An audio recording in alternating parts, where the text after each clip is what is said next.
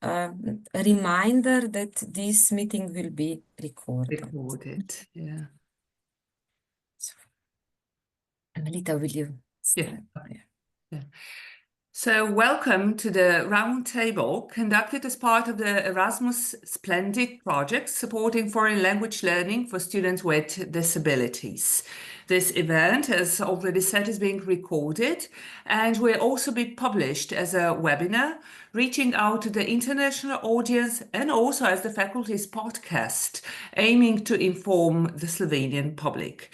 We are warmly greeting our today's audience, many students who are with us, teachers, project partners, and of course our esteemed guest speakers.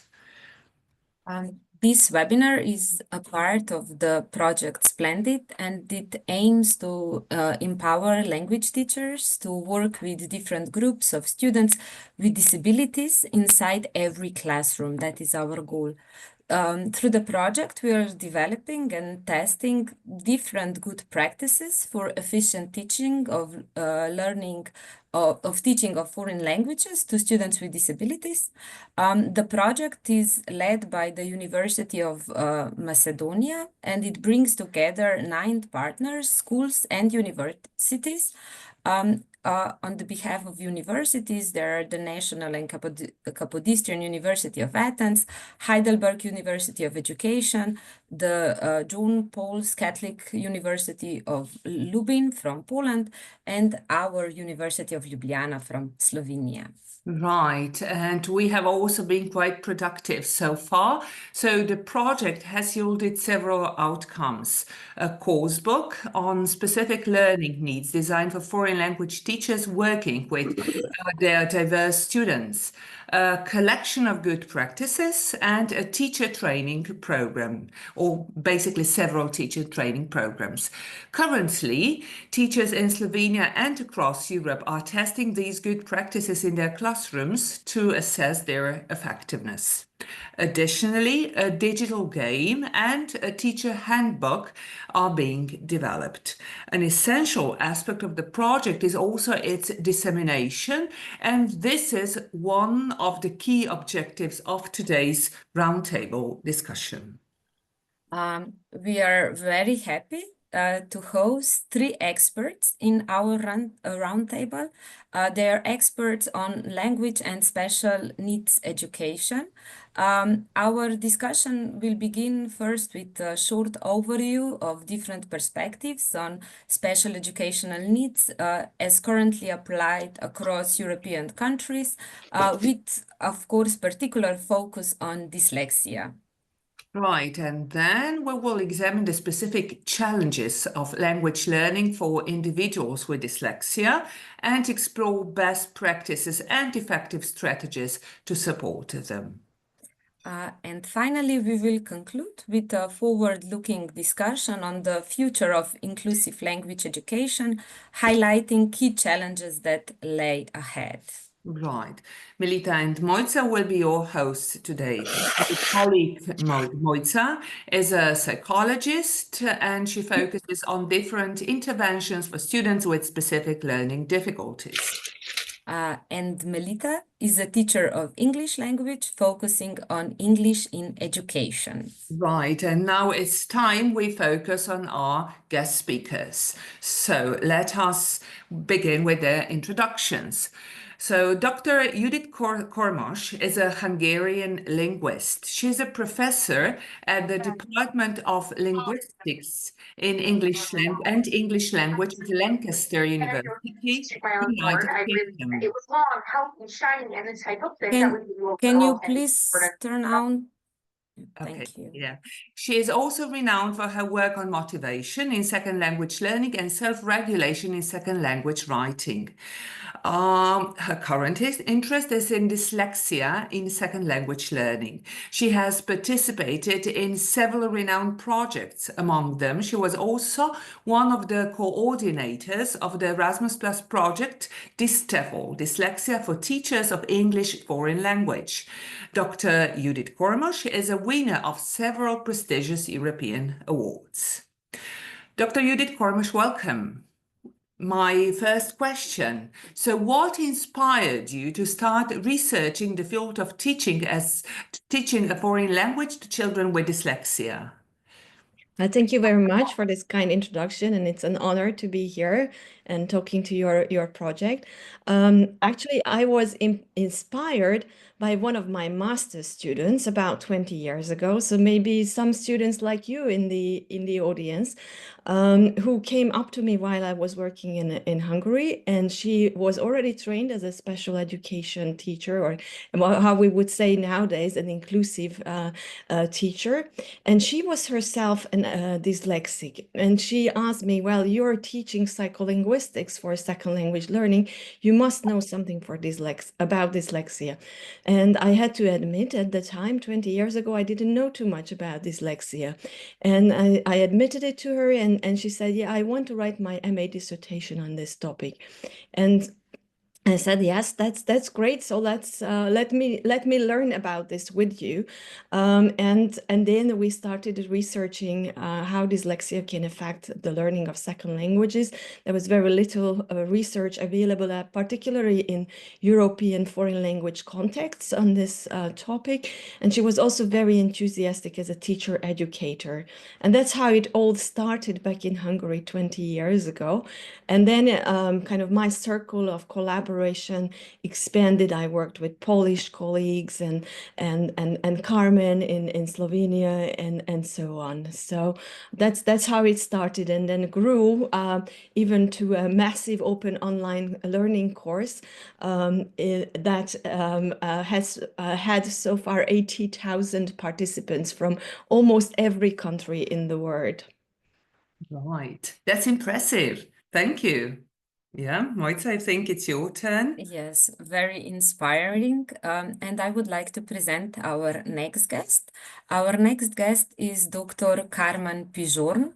Dr. Pijorn is a full professor at the Faculty of Education, University of Ljubljana in Slovenia, and she's an expert in foreign language teaching methodology, particularly emphasizing early language learning and teaching, language assessment, and teaching languages to students with specific learning differences. She also specializes in plurilingual and intercultural education. She has extensively researched and published in the field of pluralistic approaches to language teaching, as well as multilingual and multicultural practices.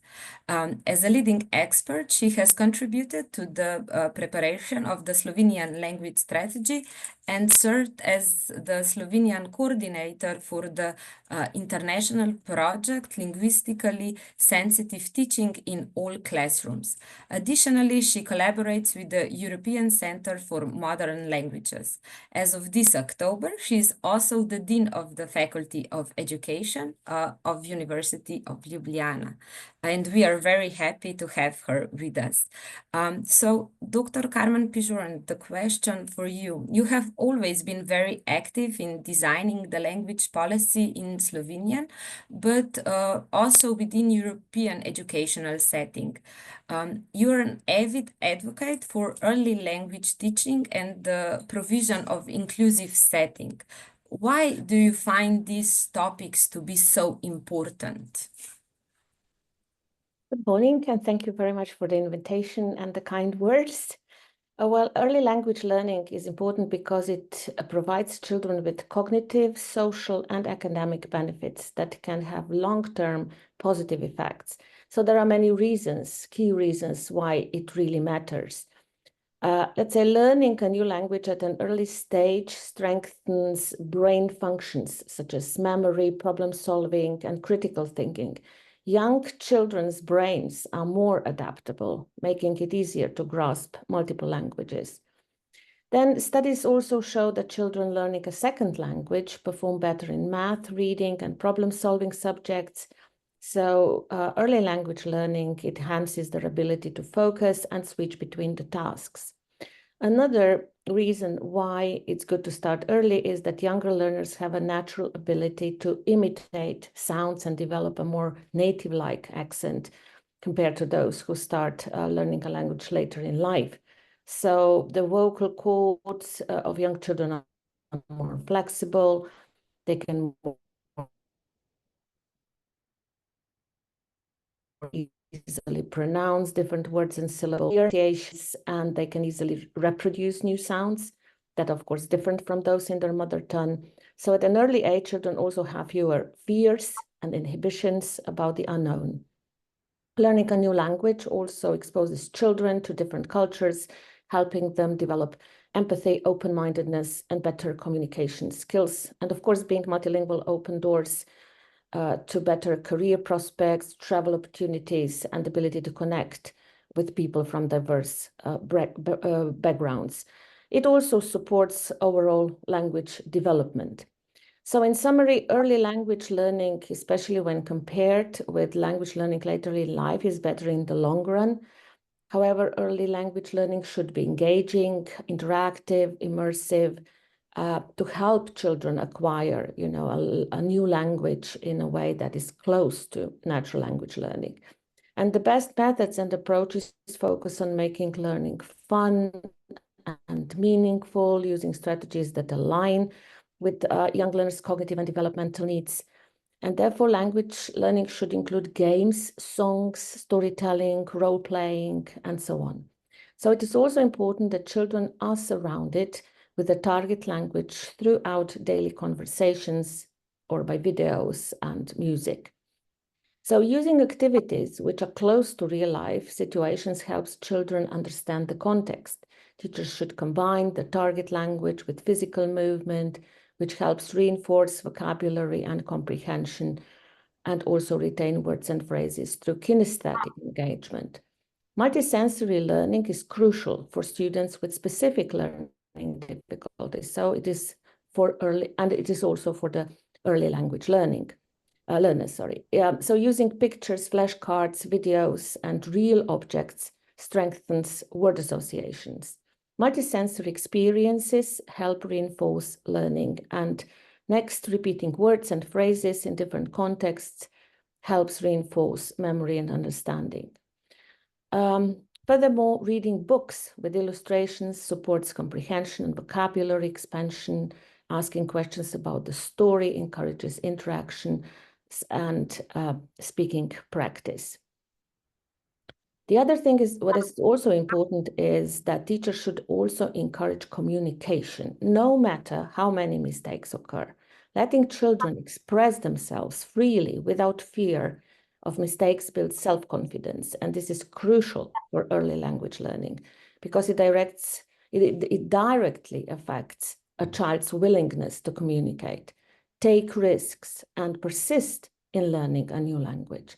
So children who feel confident are more likely to engage actively in conversations, experiment with new words, and overcome challenges, different kinds of challenges. And now to your question about why inclusive second and foreign language learning matters. Well, we want to ensure that all children, regardless of their abilities, backgrounds, or learning styles, have the opportunity to acquire new languages. Inclusive language education promotes equity, cognitive development, and cultural understanding. So benefiting both individuals and society as a whole. It also fosters interaction between children from different linguistic and cultural backgrounds and promotes empathy, respect for diversity, and social cohesion, helping children develop global citizenship skills. So learning a second or foreign language benefits all children by improving problem solving, memory, and multitasking skills. And as we know, multilingualism has cognitive advantages, and inclusive education ensures that these benefits are available to everyone. Wow, so many benefits. So there is no reason why we shouldn't start as early as possible with early school. Hopefully.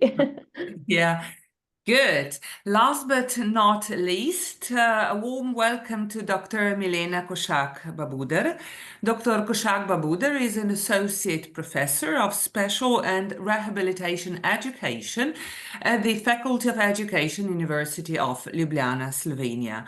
Her research interests interests include the inclusion of people with special educational needs, the impact of general and specific learning difficulties on the academic performance of pupils and students, and development of strategies and models for support and treatment in these areas.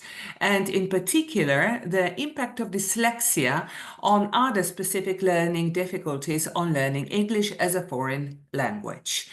Dr. Milena Košak-Babuder, your primary field of expertise is special rehabilitation pedagogy.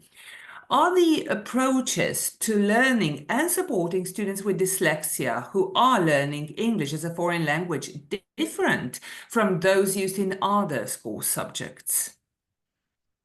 First of all, thank you for inviting me to this round table. If I try to answer your question, today teaching English as a foreign language is based on communicative approach. The communication approach can be effective for teaching English to pupils with dyslexia, as it emphasizes practical language use and interaction, which can boost confidence and engagement. However, there are some challenges associated with this approach. Pupils with dyslexia often have slower processing speeds, which can make real-time communication and rapid exchanges difficult. The communication approach can place a high demand on working memory, which is often a challenge for pupils with dyslexia. Pupils with dyslexia who may struggle with phonological processing, making it harder for them to decode and produce sound accurately in spontaneous communication. The pressure to communicate fluently can increase anxiety and stress, which may hinder learning. While the communication approach has its benefits, it's often most effective when combined with other strategies such as multisensory techniques and structured learning already mentioned by Dr. Pejoran to address these challenges. Teaching English to pupils with dyslexia using a structured multisensory approach can be highly effective. This method involves engaging multiple senses, visual, auditory, kinesthetic, and tactile, simultaneously to enhance learning and memory. This approach should help English teachers teach pupils with dyslexia phonology and phonological awareness, sound letter relationships, teaching syllables, morphology, syntax, semantics, etc. The multisensory structure approach, which is an effective approach for teaching pupils with dyslexia, follows the principles that language teaching is simultaneous, multisensory, systematic, and cumulative, from simple to complex, step by step, direct, diagnostic, synthetic and analytic, and holistic and inclusive. Right, good. Yeah, Mojca? Thank you so much for this elaborate answer. I think that we all benefited a lot from remembering these important emphasizes. Now, let us compare a bit European practices regarding teaching of English as a foreign language to students with dyslexia. As you all come from different countries around Europe, how inclusive are our practices? Dr. Kurmos, what is the situation in Hungary where you originally come from? And can you maybe draw some comparisons with the situation in UK where you currently work? Right, so the situation in the two countries is hugely different because in Hungary, the main foreign language taught is English, whereas in the UK, the main foreign languages taught, if they are taught at all, are French, Spanish, sometimes Chinese, or sometimes students' heritage languages. And obviously, there is much more emphasis in learning foreign languages in European context than there is in the UK. In the UK, still, it's frequent practice that if a child has, for example, an identified dyslexia or some kind of specific learning difference, they are exempted from learning foreign languages. And that's also the foreign language class is the one where, for example, the students are pulled out for extra literacy instruction and so on. So unfortunately, at least on the primary level, dyslexic students I don't think they get a lot of support in the UK. In Hungary, obviously there have been initiatives to train teachers on dyslexia and inclusive language teaching pedagogies. We have provided training courses. There is some training offered in initial pre-service teacher education, so younger teacher generation is a bit more knowledgeable about this topic. Unfortunately, again, in Hungary, as I guess in many other countries, the availability of resources and teacher expertise varies very much on the socioeconomic or geographic context. So in disadvantaged areas, students and teachers have fewer resources to implement inclusive practices, which then kind of reinforces or doubles even the students' disadvantage in access to high quality language education. And another issue in Hungary is that because of some, in principle, policies, educational policies are inclusive, but in practice and even at like an institutional school level, policy level, certain schools even declare in their on their website, on their educational documents, that we cannot accept students with special educational needs because we don't have the resources. That means that a lot of the times, if students are dyslexic, the parents don't seek an identification because they are worried that their child will be advised to find another school, or they won't be admitted to that particular school, unfortunately.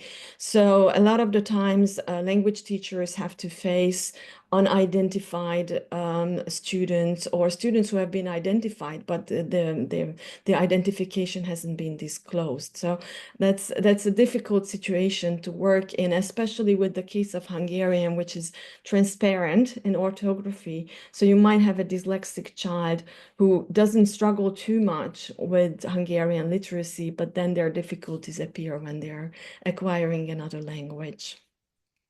Right. Thank you. That's very unfortunate to hear that there is still so much to be done so that we can actually achieve a true equity for all and everyone. Right. Dr. Košak-Babuda, what about inclusion practices in Slovenia when it comes to people with specific learning difficulties?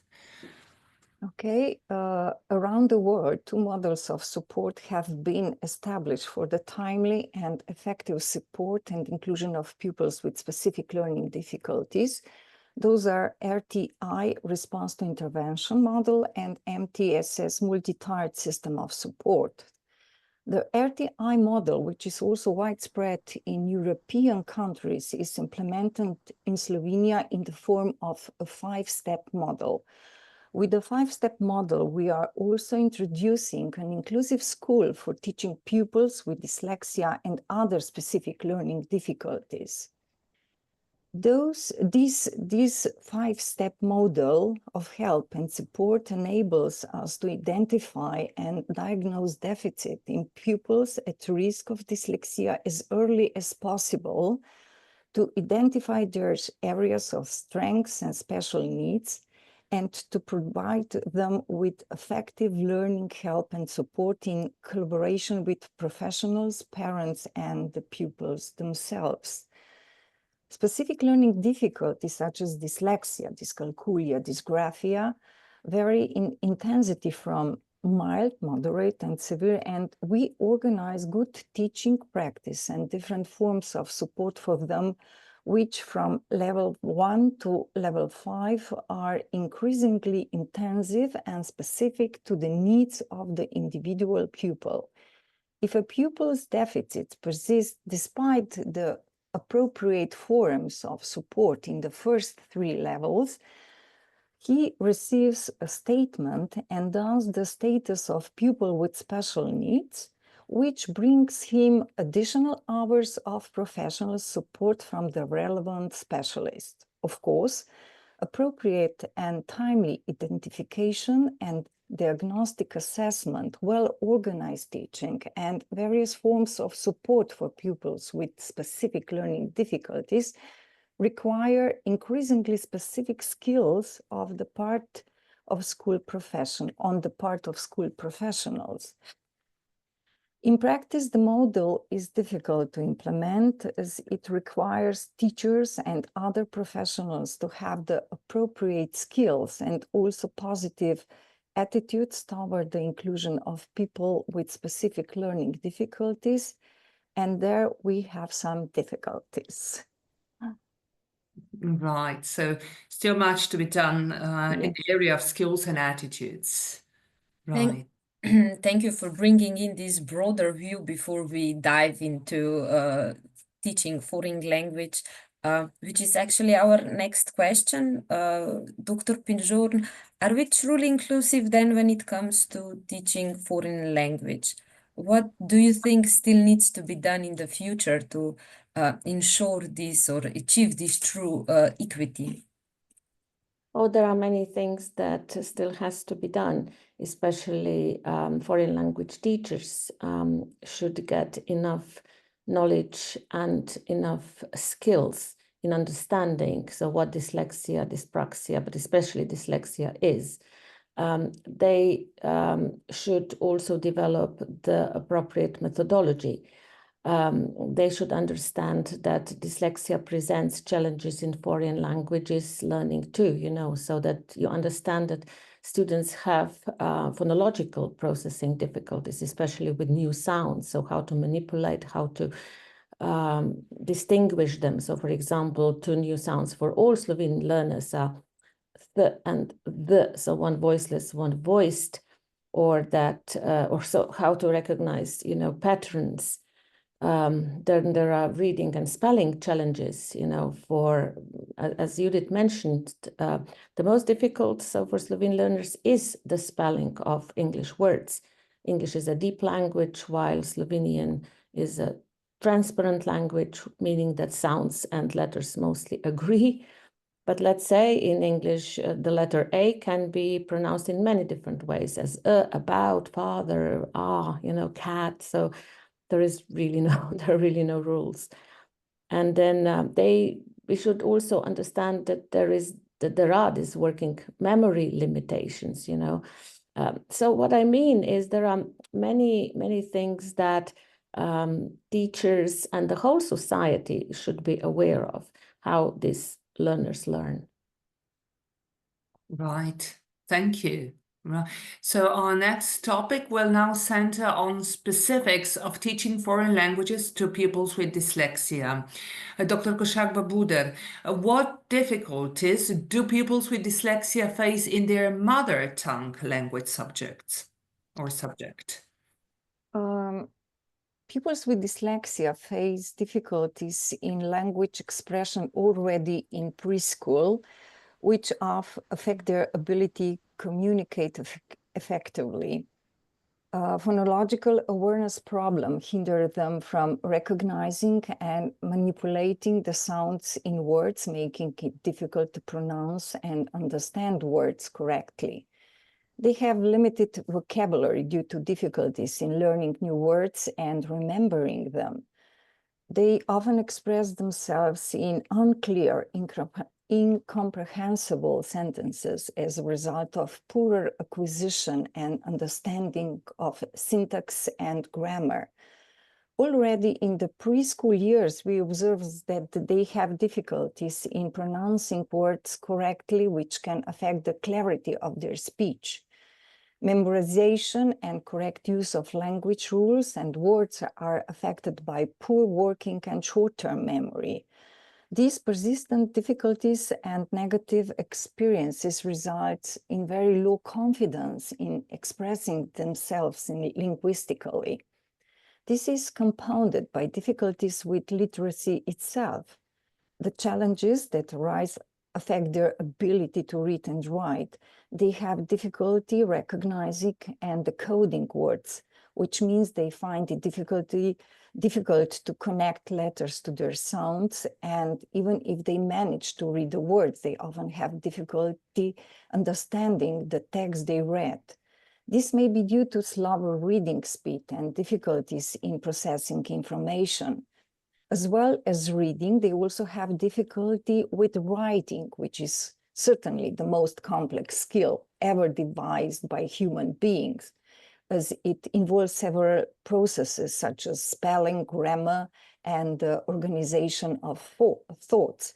Pupils with dyslexia often make spelling mistakes and have difficulty structuring sentences. Working memory is also often affected by dyslexia, meaning that pupils have difficulty remembering and using information they have just read or heard. As a result of ongoing difficulties with reading and writing, pupils with dyslexia can lose motivation to learn and develop low self-esteem. Thank you. A lot of challenges that they have to face on a daily basis. And if educators and parents and like the general society is not aware of, yeah, then it's a difficult day ahead of them. Thank you. These are definitely many challenges, but Dr. Bijur, how do they maybe differ or not differ? How are they shown when it comes to foreign language acquisition? Yeah, whatever Milena has mentioned, these challenges can be mostly transferred to the foreign language learning as well. But however, with the right strategies and support, so learners with dyslexia can successfully acquire new languages, and they can also benefit from the experience. But as Milena mentioned, for example, they also experience phonological processing difficulties in the foreign language as well. So they do struggle, with new sounds and how to manipulate them. So, and here with the right strategies, with the right teaching methods, we can help them. Then when it comes to reading and spelling, mentioned also in the first, by Milena, but as I mentioned before, the difference here is that these two languages, when it comes to English and Slovene, they are not the same, So letters and sounds rarely agree in English, while in Slovene, as a transparent language, they mostly agree. And this is what we need students to prepare of. Also working memory limitations. So, for example, when you have to retrieve a word very quickly, this may be really a problem for them, or remember rules, grammar rules, on a spot. So that is overlapping with L1.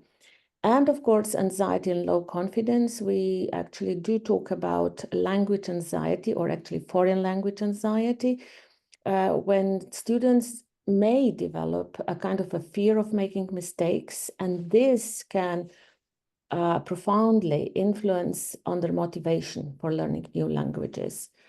And especially tasks that require the students to produce new language on the spot may be sometimes terrifying for these learners.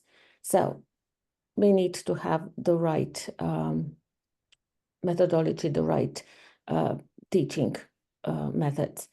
So the last thing that I would like to mention is that some teaching methods, or a lack of some teaching methods, may cause students with dyslexia to suffer during foreign language lessons. For example, if foreign language teaching, especially English language teaching as a foreign language, is mainly based on long, complex texts without practicing oral communication, without practicing listening skills, without using the multisensory approach or the use of technology in the delivery and practice of new topics, then of course such lessons will surely present foreign language learners with dyslexia with a cognitive overload. And they will not be able to participate actively, and they will most probably lose their motivation. Right, thank you. So Dr. Pejoran has touched upon some of the many challenges. Dr. Kormos, you have also extensively studied this in many of your research articles. What else has arisen from your studies? Right. So first of all, I want to maybe add that the picture isn't as bleak as it would seem from Carmen's and Milena's discussion of the difficulties of students with dyslexia might have in acquiring additional languages.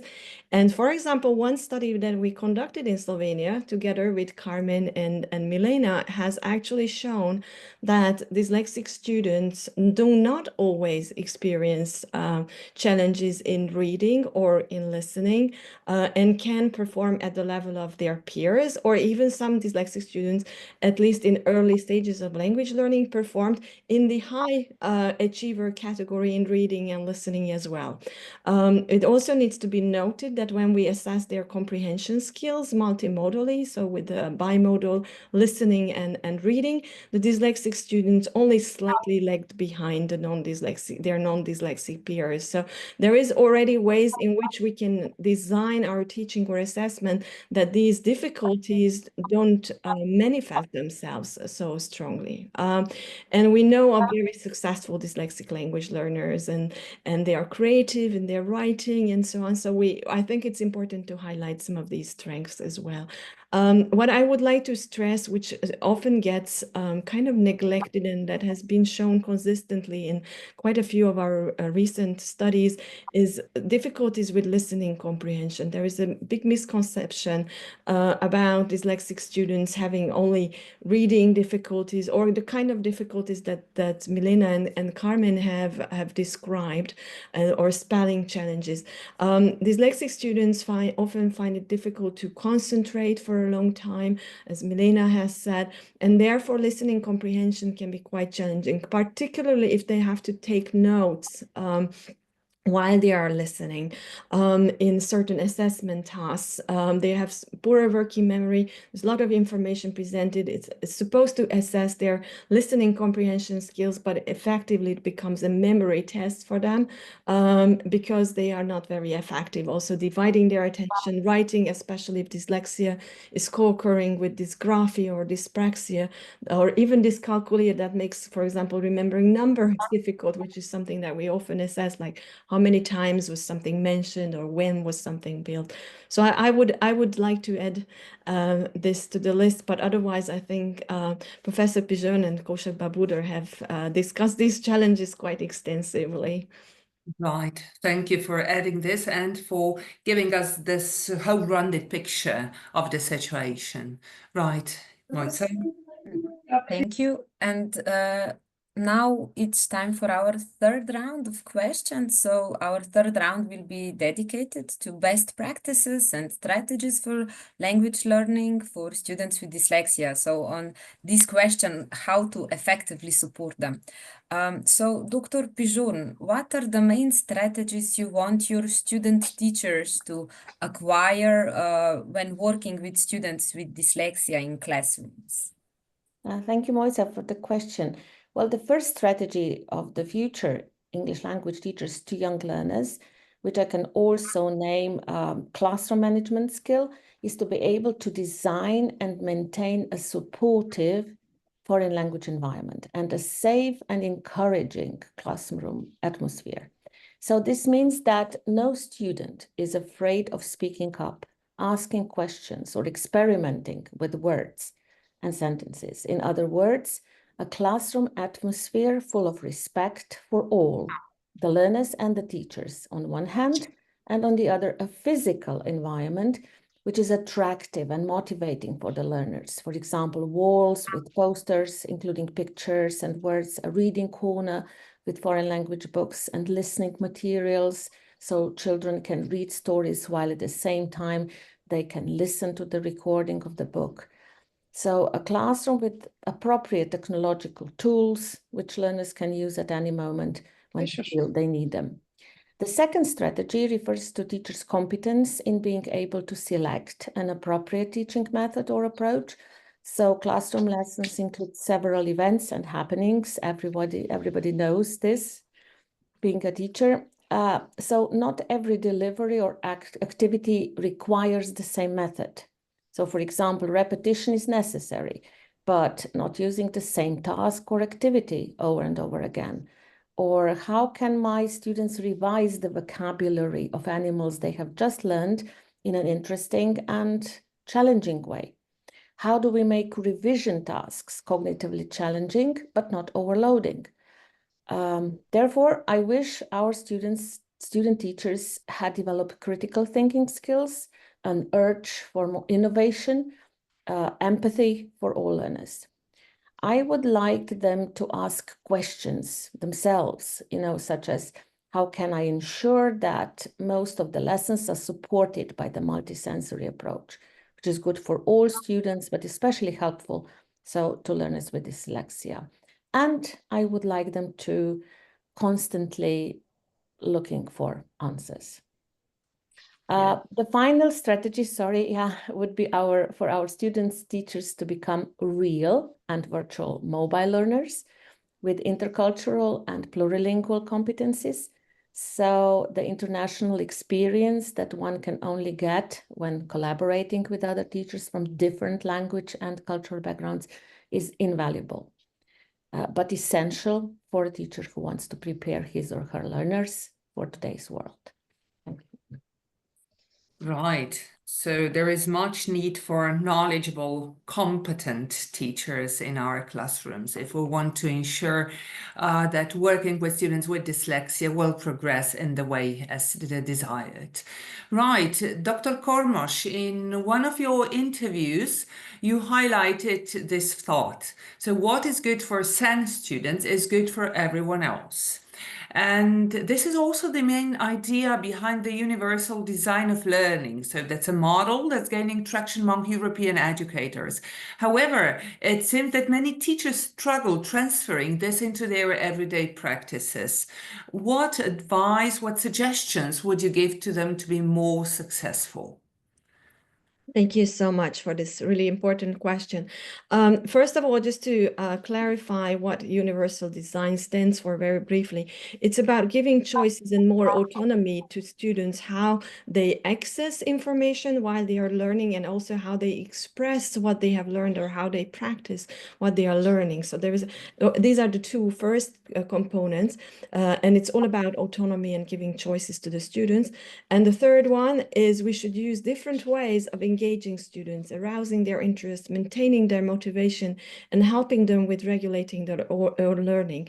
And that's, in a way, already a key part of what we call effective teaching practice. So I think principle 3 of the universal design is hopefully already being implemented or is part of key teacher competencies anyway. And I think to help students, teachers can start small and offer perhaps first limited choices, just a choice of 2 for how students access information. And then the number of choices can be increased. And it can also be transferred to productive skills, such as offering choices about how the students produce language, whether they write a blog post, produce a song or a picture book with a few sentences. So I think there are ways in which this can be introduced gradually in the teaching process, and students need to be prepared for learner autonomy themselves, and teachers too. Right. Yeah. Thank you. Mojca? Thank you for yes. Thank you for this answer. Our last question from this round is for Dr. Kosak-Babudar. You're intensively engaged also in providing support to SEN students at the University of Ljubljana. And English being a lingua franca and also an important element in achieving academic success at the university. However, it should not be overviewed that it poses challenges to many students with SEN and also other students. What would be your recommendation to these students? What strategies should they apply to be more successful in foreign language learning, or also at learning their own subjects, but in English language? Thank you for the question. Definitely foreign language learning in higher education presents unique challenges for students with dyslexia. These students often face obstacles in traditional language learning environments, including still persistent difficulties with phonological processing, memory retention, and organization, and the other challenges mentioned and described already by Judith and Carmen. Moreover, low self-esteem and anxiety often worsen these difficulties, creating a cycle of frustration and disengagement. The nature of language acquisition involving intricate processes like sound symbol correspondence, vocabulary memorization, and grammatical structuring can be particularly demanding for students with dyslexia, also in higher education. Traditional teaching methods often fail to account for these specific needs, leading to disparities in academic outcomes. Additionally, rigid classroom settings and standardized assessment may intensify barriers by not providing the flexibility these students require to thrive. Digital technologies, however, offer innovative solutions to address these challenges. By incorporating adaptive learning systems, multimodal content delivery, and assistive technologies, digital tools can create inclusive learning environments tailored to individual needs. For example, text-to-speech and speech-to-text software and other assistive technologies help students with dyslexia access written materials. These technologies not only mitigate specific challenges, but also empower students by fostering autonomy, confidence, and motivation.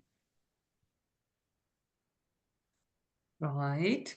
Thank you, Yeah. Dr. Kushak Babuder, also for taking care of our SN students at our university. And you have also already touched upon the benefits of the digital technologies. And this is our last section. So finding ways for achieving a more inclusive future, also through the use of digital technologies. But nonetheless, it is so being digital literacy is an important skill that can effectively support our SEN students on one hand. However, despite being very beneficial, it can also be controversial. So a question for our two speakers: how to find a meaningful balance between a healthy inclusion of digital tools and apps such as e-readers and spell checkers into classroom practices on one hand, and the teaching of more, let's say, traditional skills such as correct spelling and fluent reading? Dr. Pijor and Dr. Kormos. Okay, well, I would say, let's say, I mean, spell checkers were mentioned. I mean, they are useful and they should be used, but students should also be taught spelling rules and, let's say, phonics, okay, let's say young learners, to avoid over-reliance, on digital tools. I think that this over-relying on something is not a good idea. Then e-readers, you can easily integrate them into lessons that emphasize comprehension, discussion, analysis, rather than just decoding. So if it's only for decoding the text, then I don't think they are so good. And what we need to do with the digital technology is that we encourage students to review, to develop critical thinking, correct spell check suggestions, whether are they okay? Are they, have I been given the right suggestion? So critical thinking skills and writing abilities should be developed. So I believe that when we use technology thoughtfully, then these digital tools can complement and strengthen traditional skills rather than replace them. It's important that they are not replacing them. Right, so thoughtful and critical use. Yeah, Dr. Kormos? Thank you. I agree 100% with what Carmen has said. And what I would add is perhaps the use of technology can be slightly, or the role of technology can be slightly different at different stages of language learning or literacy development. So in the initial stages, it can be supportive for practice opportunities. So for developing spelling and fluent reading, we can use digital tools to practice spelling or digital tools to support the development of fluent reading skills. And then once these skills are more or less consolidated, right? So students have developed some relatively strong spelling and reading skills, then these tools can be used to enhance higher level skills, such as, for example, critical thinking or comprehension by freeing up some attentional resources. So if a student is otherwise struggling with spelling or maybe fluent reading and has kind of reached the maximum level of development they can, then these tools can help them achieve these higher level learning goals that are required, for example, in secondary or university education.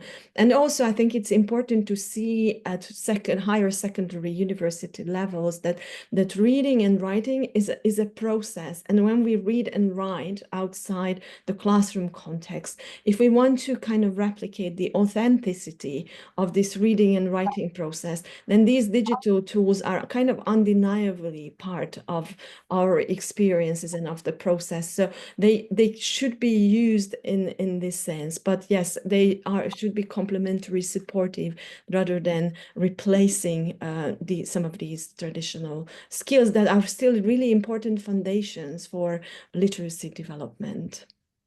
Right. Thank you. So a good complement, but never a replacement. Yeah. Right. Mojca? Thank you so much. Thank you for this reminder how important these basic skills are for our everyday life. So, dear professors, thank you so much for all the detailed answers you provided and backed it up with science and experience. And now I would give some space to the questions from the audience. Is there anything our audience may be interested in? Are there any questions, comments, second thoughts?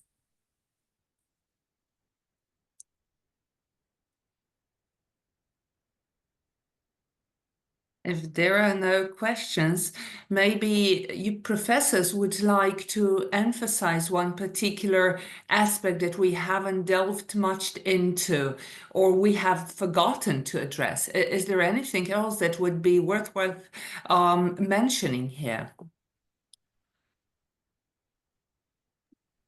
I think maybe we could conclude by saying that inclusive practices benefit everyone, and we should be really thinking about enhancing our pedagogical competencies to be inclusive and appreciative of the diversity of our learners, keeping in mind the kind of tiered support level that Milena mentioned, that with our best intentions, we still need some additional support mechanisms for some of these students. Good, thank you. Dr. Pijoran, any concluding thoughts from your side? Yes, I think I have mentioned this, maybe I didn't emphasize it enough, that all learners, deserve inclusive approaches to learning, and that foreign languages can be learned by all. And in that, but we need, to change or adapt teaching approaches. And the other thing is that we need to get away from that correctness, that correctness is above, or form is above the meaning, okay? Communicative language approach was mentioned by Milena, and it means that meaning comes first. Right, exactly. Dr. Koshak-Babuder, so what's good for those with dyslexia is good for everyone, right?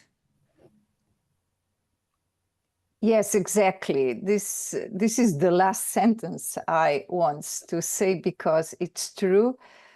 Inclusion is possible if we have good attitudes toward the people with special educational needs, not just with those who have learning difficulties, but for all of them. So practice, which is good for them, is good for everyone. Right. Good. So a very memorable thought we should take with us. So dear professors and yeah. Milita, Emma wanted to say something. Emma's got a question. Yeah. Eva. Yeah, thank you so much. If we still have 1 minute, I just would like to express my sincere thanks to our guests. I'm so happy to see all of you, but especially Professor Judith Kormosz, whom I have never met. But I would just to ensure you that your work and your experience is well known in Poland, and we are still using the materials you developed in this TEFL project, and they are really, really well received by our students. My question is, if I may, you mentioned that in the United Kingdom context, some students or their parents, they are somehow not disclosing the disability or special needs of their children or themselves, because they are in a way afraid of not getting some kind of good quality education. Could you please develop just 1 or 2 sentences more about that? Because it's something like completely new to us. We are like encouraging our students to disclose their needs just to answer them correctly. And it seems that you are aware of some other kind of practices. Yeah, and this is not, just to clarify, thank you so much for your kind words, and I'm so happy that the TEFL project is being used in Poland. Yeah. We worked so hard on it, and it's got great to see it's living on. Just to clarify, the situation refers to Hungary, and it's a very sad situation. It doesn't refer to the UK. Parents disclose their students' disability. There is all kinds of support available for them.